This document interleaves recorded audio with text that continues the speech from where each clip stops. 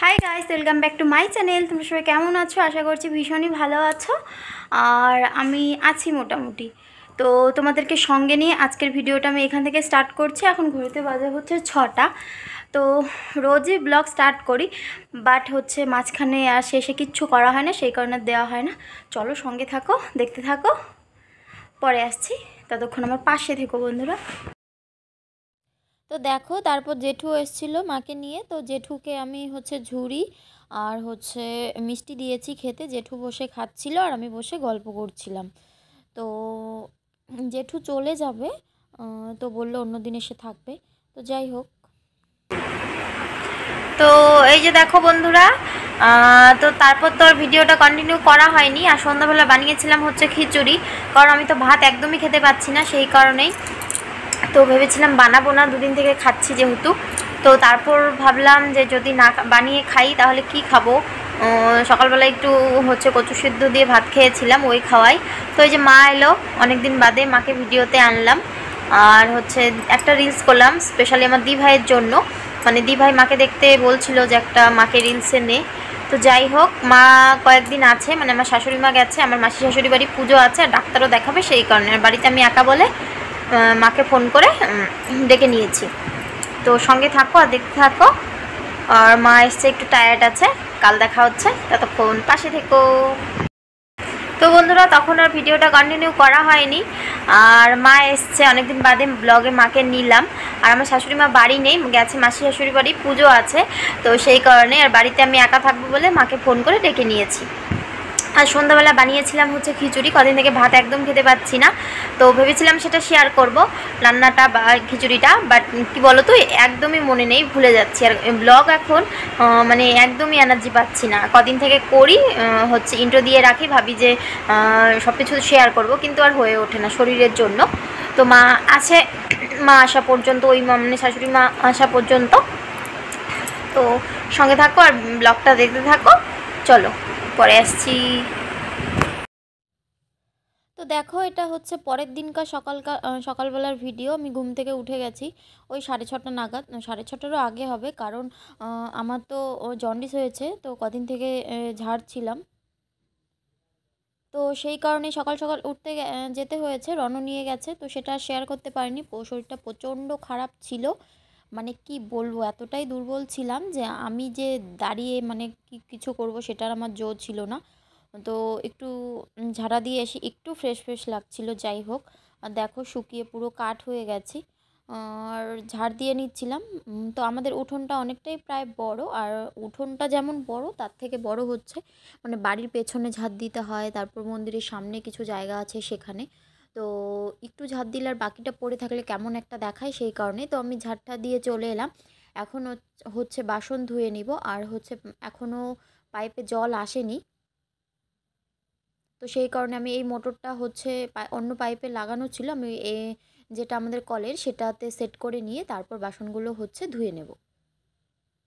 মানে গামলায় জল ভরে তারপর ধুয়ে নেব। আগে তো কল পাম্প করেই ধুতাম, তো এখন না প্রচণ্ড কষ্ট হয়ে যায়, পারি না গো, মানে জানি না কেন প্রচণ্ড হাঁপিয়ে যাই, শরীরে দেয় না, মানে একদমই পারি না, সেই কারণে। তো এদিকে একটু মানে এটা পাইপটা লাগাতে একটু কষ্ট হলেও কোনো ব্যাপার না। আর তো দেখো, মাও উঠে গেছে অনেক সকালে। মা সকাল সকাল মার একটা অভ্যাস আছে, সকাল সকাল উঠে মা স্নান করে নেয়, ফ্রেশ হয়ে স্নান করে নেয়। তো মা স্নান টান করে আমার বাসন টাসন যা ছিল মাও একটু হেল্প করেছে, আমার সব কিছু কাজ কমপ্লিট। তারপর এখন খেতে বসেছি কটা মুড়ি, বুন্দিয়া দিয়ে মুড়ি, তো মা এনেছিল, তো সেগুলো দিয়েই খাচ্ছি। আর মিষ্টি আনতে আমি না বলেছি, মানে আগেই বলেছি যে মিষ্টি এনো না, আমাদের বাড়ি মিষ্টি মানে আনলে সেরকমভাবে কেউই খায় না। আমি আগে খেতাম, এখন তো আমার খেতে ভালো লাগে না, সেই কারণে পড়েই থাকে। তারপর মুড়ি ঠুড়ি খেয়ে দেখো মা চলে এসেছে রান্নাঘরে, মাই রান্না করবে গো। এটা ভেবো না যে মেয়ের বাড়ি এসে সেরকম কোনো ব্যাপার নয়। আমার শরীর ভালো থাকলে আমি মাকে করে খাওয়াতাম, কিন্তু আমার শরীরটা এতটাই খারাপ ছিল যে আমার ওঠার ক্ষমতা ছিল না, সেই কারণেই মাকেই বলিনি, মাই বলছে যে আমি করি। তো যাই হোক, এই যে মাছ রান্না করবে আর ওটা কুমড়ো ঘন্ট করবে। তো মা কি সুন্দর করে কেটেছে, ঝিরিঝিরি করে পলেছে, আমি এতটাও ঝিরিঝিরি পারি না, পলে সুন্দর লবণ দিয়ে মাখিয়ে রেখেছে, তাহলে কুমড়োটা পুরো সুন্দর মিলিয়ে যায়। আর এখানে কচুর ডাঁটা শাক কেটে রেখেছে, যেই ডাঁটাটা কিনে এনেছিল তো সেটারই একটু শাক বানানো হবে। তো দেখা যাক কতটা কি হয়। এই যে মাছের চচ্চড়িটা হয়ে গেছে, কুমড়ো ঘন্টও হয়ে গেছে, শুকনো মাছ দিয়ে করেছে। কে কে পছন্দ করো খেতে অবশ্যই জানিও।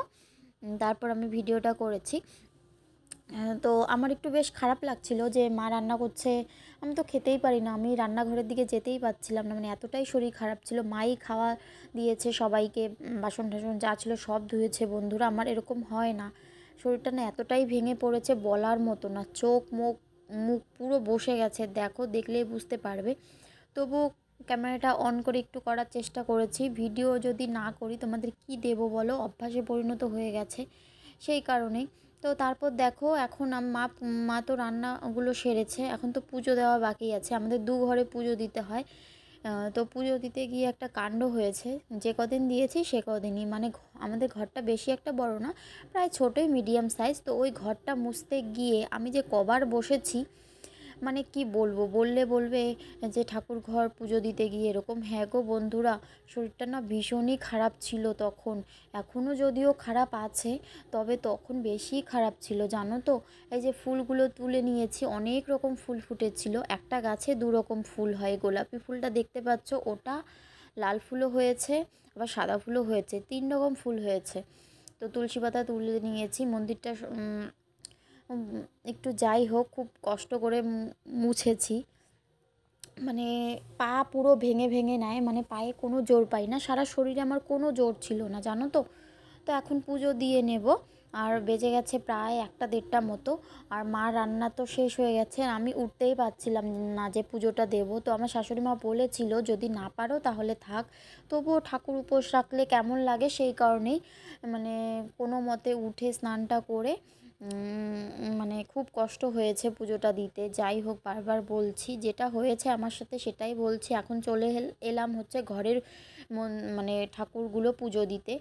তো যা যা নিয়ম থাকে সব কিছু আমি টুকটুক করে আস্তে আস্তেই করেছি, আমার পুজো দিতে অনেকটাই টাইম লেগে গেছে, না হলে আমার এত সময় লাগে না। ওই যে বললাম শরীরে আর দিচ্ছিল না, বললে বলবে কি এমন কাজ করলো যে শরীরে দিচ্ছিল না। যখন শরীর খারাপ হয় না, তখন যে কাজই করো না কেন বিশাল চাপ হয়ে যায়। আগে আমার রান্না বাড়া কোনো কিছু নিয়ে আমি হচ্ছে পিছিয়ে থাকতাম না, সবসময় আমি মানে এগিয়ে এগিয়ে যেতাম যে কী রান্না করব এটা সেটা, মানে শরীর একটু খারাপ করলেও মানে সেটা পাত্তা দিতাম না। আর এখন এমনই হয়ে গেছি যে এতটাই মানে আমার মানে রান্না করতে গেলে পুরো হাত পা মানে কাঁপে, মানে কিছু কাজ করব ভেবে রাখি যে আজ করব, পরের দিন আর সেটা ইচ্ছে করে না গো।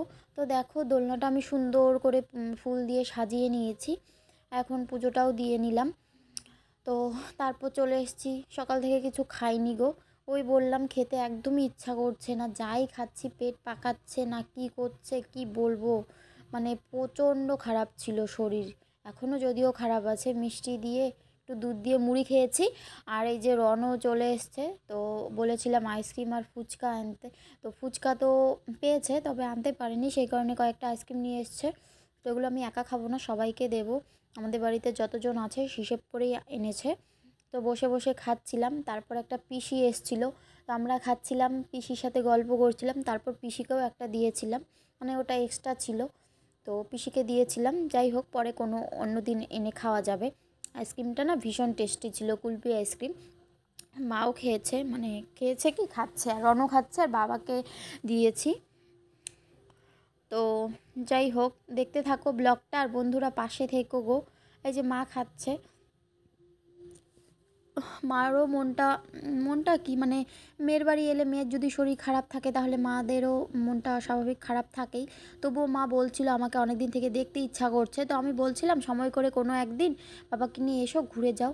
তো যাই হোক সেটা আর হলো না, আমার শাশুড়ি মা বাড়ি নেই, গেছে মাসি শাশুড়ির বাড়ি, তো আমি বাড়িতে একদমই কিছু করতে পারবো না বলে মাকে ডেকে নিয়েছি। মা একটু করেছে হেল্প, ভালোই করেছে, না হলে তো প্রচণ্ডই ঘাবড়ে যেতাম, কী যে করতাম বুঝতে পারছি না। তারপর সন্ধ্যাবেলা চলে এলো আমার ননদিনী, গল্প করছে আমাদের সাথে বসে, ওর সামনেই বিয়ে, তো বিয়ের ব্লগও আসবে।